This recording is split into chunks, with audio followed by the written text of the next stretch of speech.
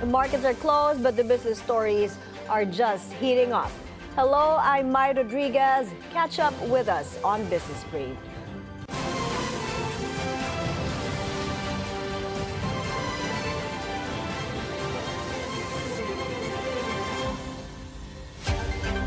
Shares are mostly lower in Asia on Thursday following a retreat on Wall Street while crude prices jump more than $2 after President Donald Trump announces sanctions on Russian oil giants. Singapore's Straits Times and Australia's ASX are higher while most other regional markets are in the red. In the currency market, the US dollar rises against the Japanese yen, the Singapore dollar, South Korean won, and the Thai baht. But it is flat against the Hong Kong dollar. The Australian dollar is also flat against the greenback. In commodities, gold climbs nearly 2%, while oil prices also move higher. In cryptocurrencies, Bitcoin gains almost 2%, and Ethereum adds nearly 3%. Public Works Secretary Vince Dizon has asked the NBI and several private organizations to conduct background checks on new DPWH appointees. The move aims to ensure their integrity. It is also in line with President Marcos's order to clean up the agency amid ongoing probes into alleged irregularities in flood control projects. At least 14 DPWH executives and undersecretaries will undergo the vetting process. The Federation of Philippine Industry says the business community is getting impatient and wants the government to show speed, transparency, and accountability in fighting corruption. On BNC's Business 360, FBI Chair Elizabeth Lee warned that corruption increases the country's risk premiums, making it more expensive to do business and slowing expansion plans. If the risk is actually higher, if the country needs to take out loans, the interest rates on our loans are actually higher. So it does cost the economy, the businesses, and the whole Philippines. It costs us money. It becomes expensive. She also agreed with the Ombudsman that any plea bargain in corruption cases should require full restitution before negotiations begin. You know, if no pay, no deal.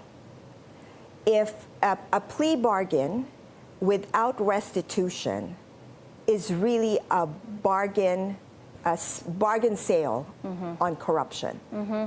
So you need full restitution. You don't get to keep the money. Give it all back. Dapat may interest pa eh. Tama. Talaga. No pay, no deal. The NAIA Infrastructure Corporation has remitted a total of 57 billion pesos to the government so far.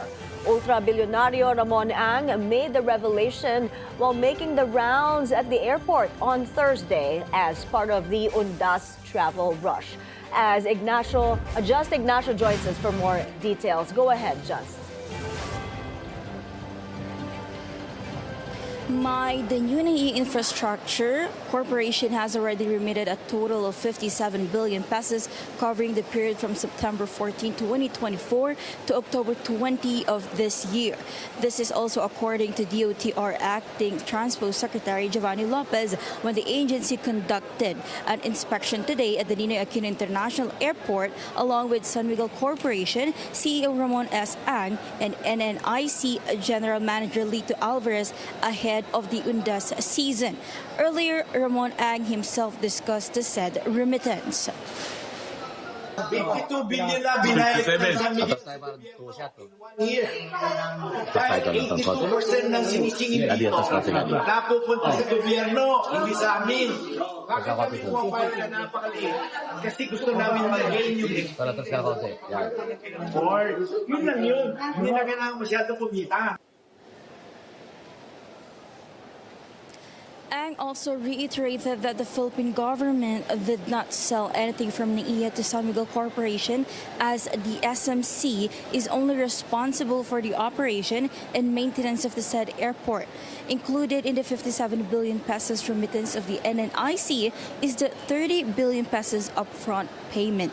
According to data provided by the NAIA Infrastructure Corporation, 72 billion pesos is the committed capital expenditure of NNIC for the next 5 years, with 3.25 billion pesos already invested in the first year alone. Back to you, Mai. Thank you for that report, Just Ignacio. Senator Joel Villanueva says he already anticipated a possible harassment plus fake news amid the Ombudsman's move seeking to suspend him. Ombudsman Jesus Crispin Remulla plans to formally ask the Senate to enforce a 2016 dismissal order against Villanueva, issued by then Ombudsman Conchita Carpio Morales. In an interview, Remulla said he will write a letter today and personally deliver it to Senate President Tito Soto on Friday.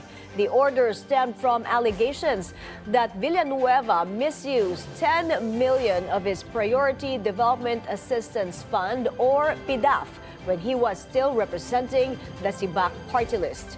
Reacting to this, Villanueva showed the Senate media a 2019 clearance from the Office of the Ombudsman that he has no pending criminal or administrative cases. President Bongbong Marcos reaffirms his administration's resolve to provide every Filipino family with a decent and affordable home. Speaking at the opening of this year's National Housing Expo, the president also cited the government's continuing efforts in expanding the national housing program with help from the private sector. But he admits home ownership remains a challenge for many Filipinos. Nagsusumikap ang pamahalaan na palawakin ang ating programa, pabilisin ang mga proseso at palalimin ang suporta sa sektor ng pabahay. Sa Housing Expo na ito, makikita natin ang bunga ng pagtutulungan ng gobyerno, pribadong sektor at ng mga tinatawag nating housing agency. Handog dito ang iba't ibang serbisyo mula sa pagpaplano ng disenyo ng bahay, financial assistance, hanggang sa pagproseso ng housing loan. We're taking a short break. More stories are coming up. You're watching Business Brief.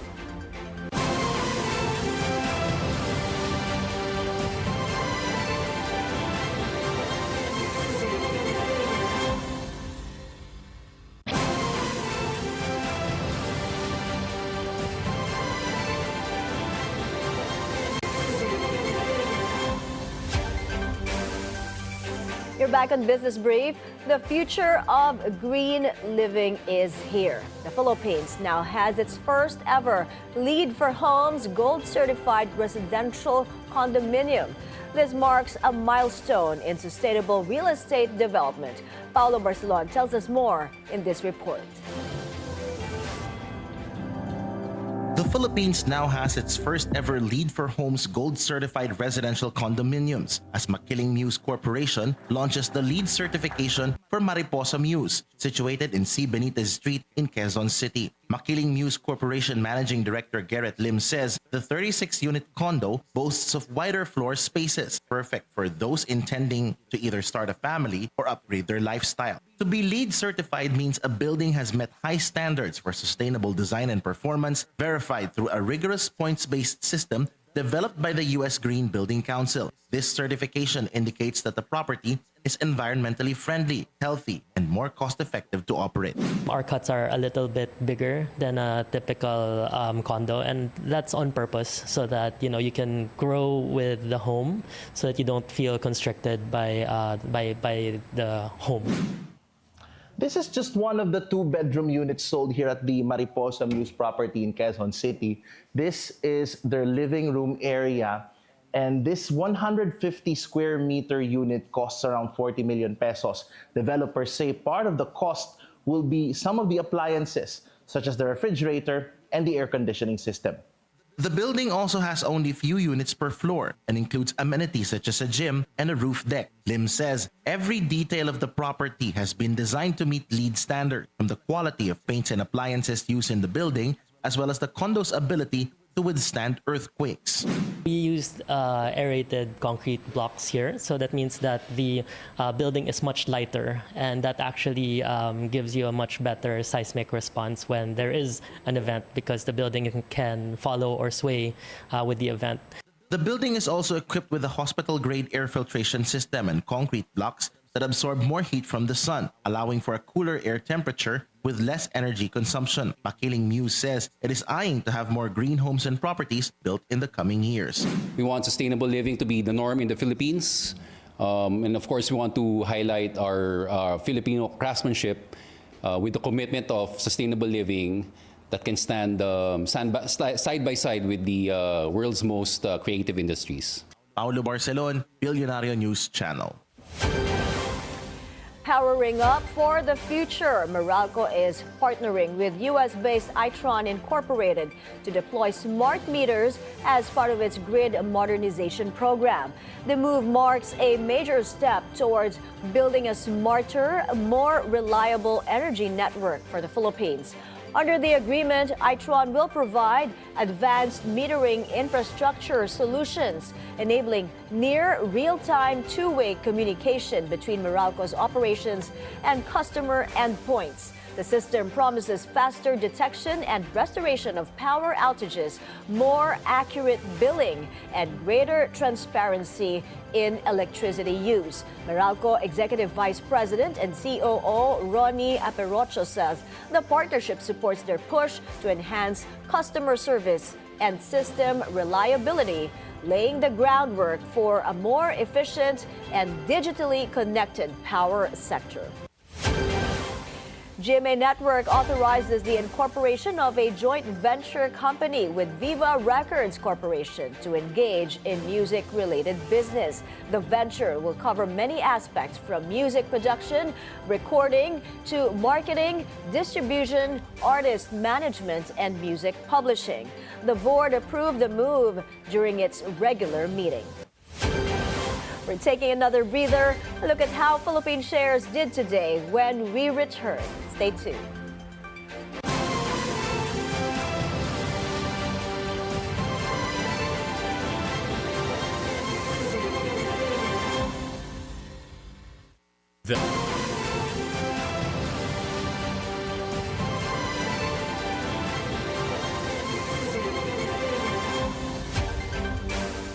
U.S. President Donald Trump imposes Ukraine-related sanctions on Russia for the first time in his second term. It targets two Russian oil firms amid Trump's growing frustration with Russian President Vladimir Putin. The U.S. Treasury Department said it is prepared to take further action. It calls on Moscow to agree immediately to a ceasefire with Ukraine. Trump has also canceled a planned summit in Hungary with Putin, saying he didn't feel like it was the right time. New Yorkers protest the recent ICE raids in the city that targeted Manhattan street vendors. The raids were triggered by videos posted online by two prominent pro-Trump influencers showing African immigrants selling goods. President Trump has launched an aggressive immigration crackdown in major U.S. cities, including Los Angeles, Chicago, and Washington, D.C. It's been terrifying to see people going to Chicago, into Portland, into L.A. We invariably knew it would come here, but we're really trying to respond to it. It's just very frightening. Who's getting taken? Who's getting arrested? You know, it seems indiscriminate, really, other than as people of color. Tesla reports record third quarter revenue beating Wall Street estimates.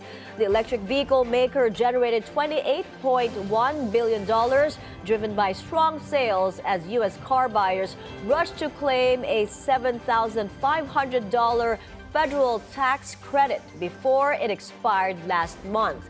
Profit per share came in at 50 cents, slightly below analyst expectations. The company also revealed a gross margin of 18%, with automotive margin excluding regulatory credits at 15.4%.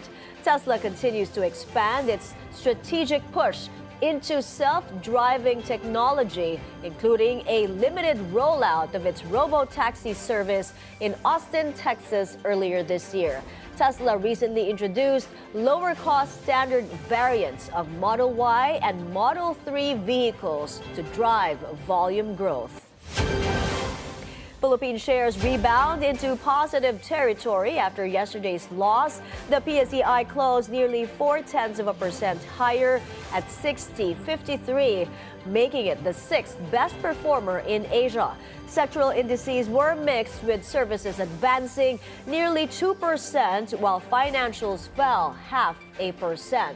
Decliners outnumbered advancers 99-92, with value turnover at 4.8 billion pesos. The most active stocks showed a mixed movement. Meralco rose the most at almost 3%, while GT Capital Holdings dropped the most, nearly 3%. In currency markets, the peso trades at 58.59 against the US dollar, slightly weaker from the previous close of 58.41.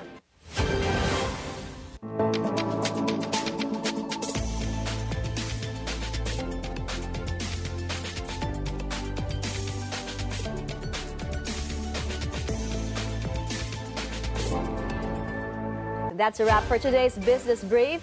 I'm Mai Rodriguez. Join us again tomorrow as we bring you the stories that help you plan your next big, bold moves in business. Only here on the Bilyonaryo News Channel.